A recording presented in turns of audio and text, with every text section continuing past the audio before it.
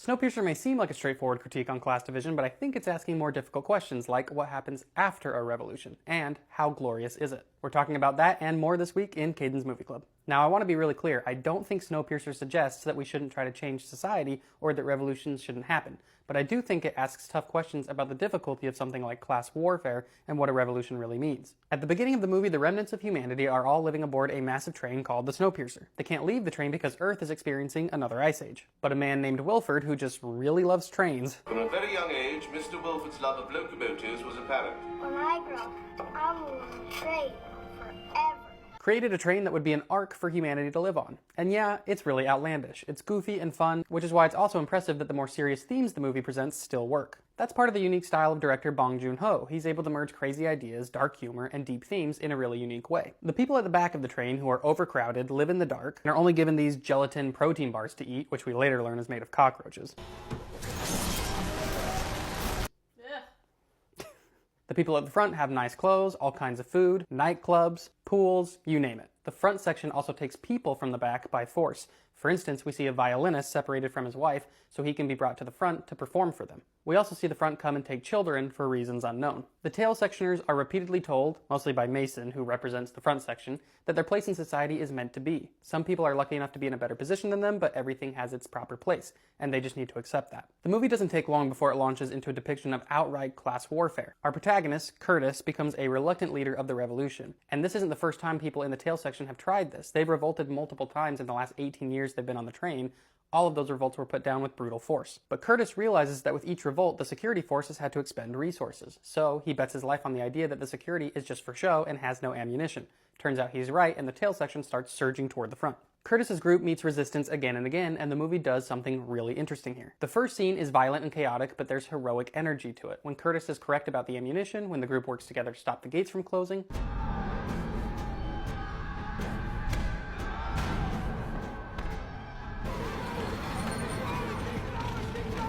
and when this ninja guy takes out a big guard.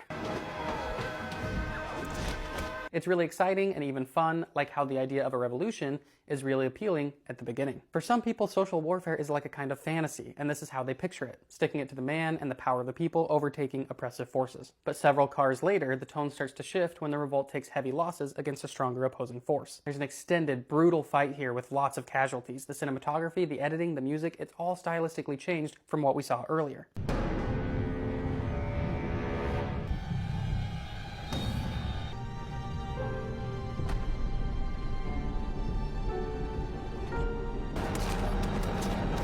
This fight used to seem exciting, but now it's become something that feels more like desperation. At one point, Curtis has to make a decision between saving his friend and capturing one of the enemy leaders, Mason. And he chooses Mason, leaving his friend to die. With this tone and style shift, the story starts to show us the true nature of this conflict. It's brutal and violent, and people will be lost. We also learn a lot about Curtis. Maybe it was a selfish action and he cares more about vengeance than his friends, or maybe it was more of a noble and necessary choice, that the cause is more important than one person. Either way, we know that Curtis is willing to sacrifice others to achieve his goal. And as Curtis continues to lead the revolution forward, the violent nature of this war becomes more and more apparent as characters we've come to know start dropping like flies. And these character deaths aren't really noble or overly dramatic. They're matter of fact, a harsh reality of this conflict. By the time Curtis reaches the end of the train and the final door before reaching Wilford himself, the only people left are Namgung and Yona. Namgung reveals that his plan is to open a different door, the one that will allow him to exit the train. He wants to abandon the class system altogether. Curtis reveals that when people first boarded the train, there was no food or water at the back, and things were so desperate people resorted to cannibalism. To prevent innocent people from being attacked, people were offering one of their arms to ensure that they didn't fall into complete chaos, but Curtis didn't have the courage to do it. The story clarifies an earlier line from Curtis, "How can I lead if I have two good arms?" And this idea of sacrifice becomes really important when Curtis comes face to face with Wilford, who confesses that every revolt has actually been incited deliberately to keep the train's population in check, a sacrifice to maintain society. And then he offers his position to Curtis. Wilford sees Curtis as the obvious choice to be his successor, since Curtis has been willing to sacrifice others, but not himself. And Wilford bets that the allure of being the one in power will be too much for Curtis. It's truly unclear what Curtis will do until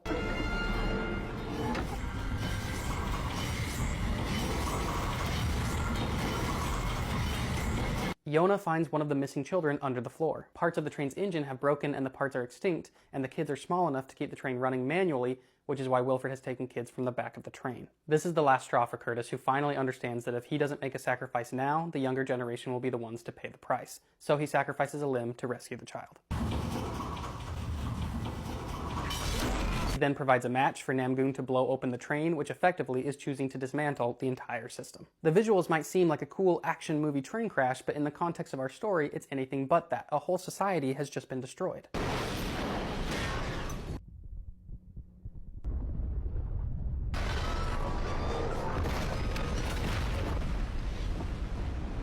Nearly everyone aboard this train has just been sacrificed in order for the class system to be fully undone. And this goes back to the difficult nature of class warfare and revolutions that I believe the story is trying to draw attention to. In the beginning, we might be viewing such things with rose-tinted glasses, but the truth is, it takes real sacrifice to upend a system that's so embedded in society's structure.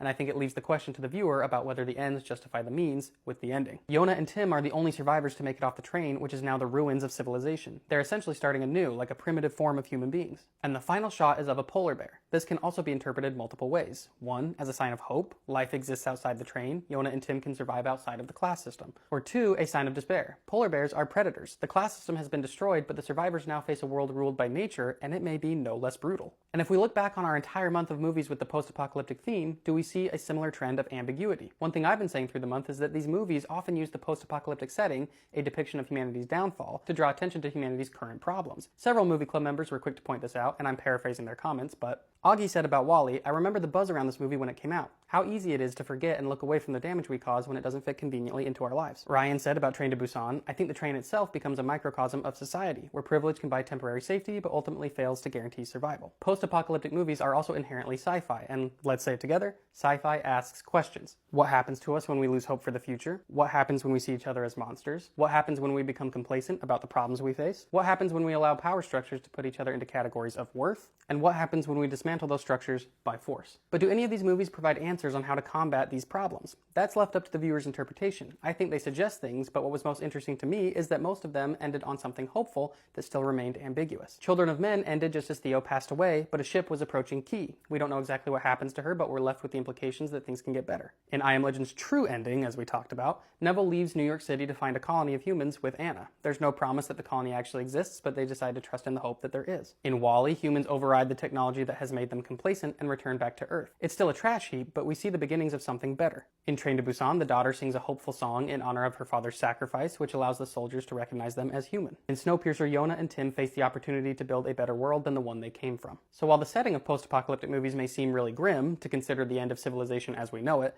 the purpose of these stories is usually to do the opposite. It's to analyze the problems that could lead to our downfall in the hope that doing so may lead us to change. And that's why I believe these stories so often end on a hopeful note despite the chaos that comes before. I think some really great conversations could be had about this and the nature of post-apocalyptic stories, so let me know what you think about the genre and how the movies we watched play into that. But for now, that concludes our June movie club. I'll be announcing the movie lineup and theme for July tomorrow, so stay tuned.